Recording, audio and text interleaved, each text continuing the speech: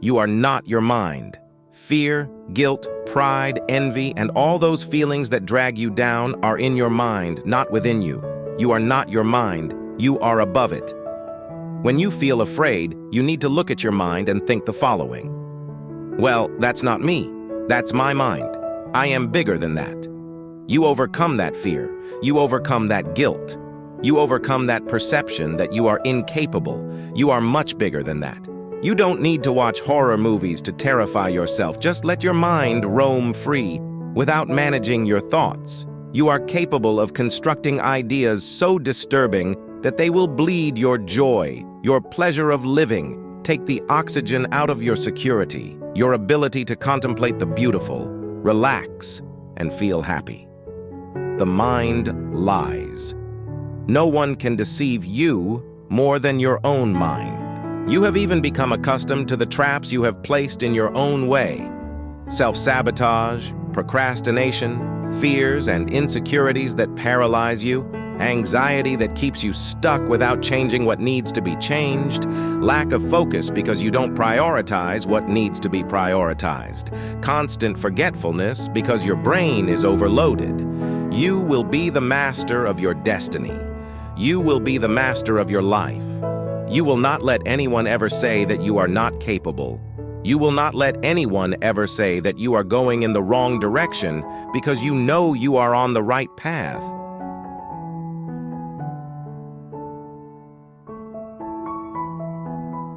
Some people seem to stroll through life elegantly. They stroll through life. You look and think, wow, things work out for that person. Why don't things work out for me? Wrong question, right? Why don't things work out for me? Why is my life so difficult? Wrong question. Because the brain will find a way to give you an answer. That's your mastery of life. You have to be the conductor of your life and not a prisoner of it.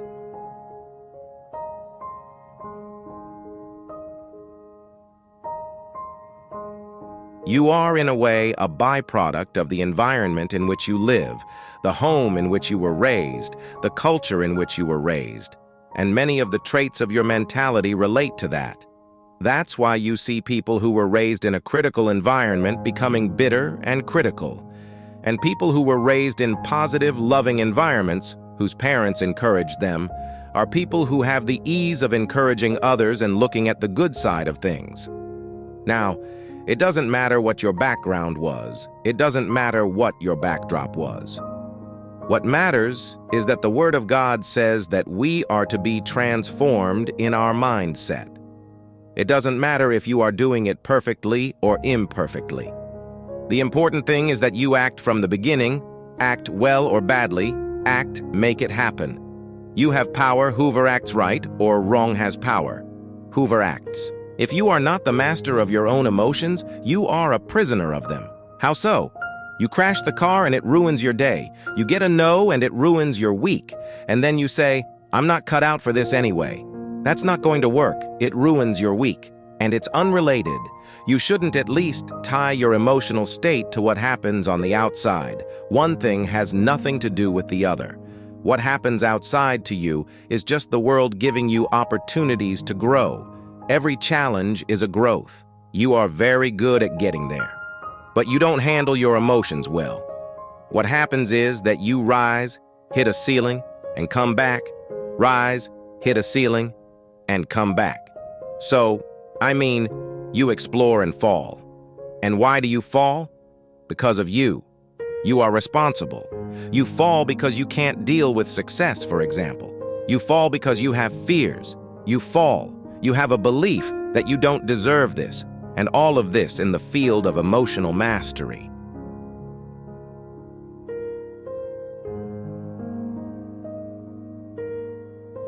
When you are the master of your emotions and strategically the master of your life, you can go wherever you want. The human mind is extraordinary. It is the human mind that makes man like God. It's not the body of man, but it's the ability to think, to decide, that you have and received from God. And this ability is in your psyche, in your mind, in your intelligence. Because gold mines may exhaust, the stock market may be shaken, securities investments may break when the bubble bursts. But the human mind will always have a capital to transform society, to transform you as an individual, you as a family, you as a Christian, you as a worker, you as a professional. You are an individual who is not manipulated. You have a gold mine. How can you progress in your life in all areas of your life? Because without a doubt, if you do not have a mindset that progresses, that advances, your life as a whole will not progress. In fact, mindset makes all the difference in a person's life, because people who think, who reflect on their inner condition, can progress. People who interpret their reality well can progress. An advanced mindset, therefore, it is both an ability to discern who you are, as well as the ability to discern the environment in which you live. Most people are running on a treadmill and not on the track. Maybe you're now running on the treadmill. Running on the treadmill is preparing. But you know when you'll really be ready? Never. You'll never be ready enough. If you're waiting to be ready enough, you'll never get anywhere. You have to make the decision, you have to act. Maybe you'll never be ready. You have to go to the track and start running.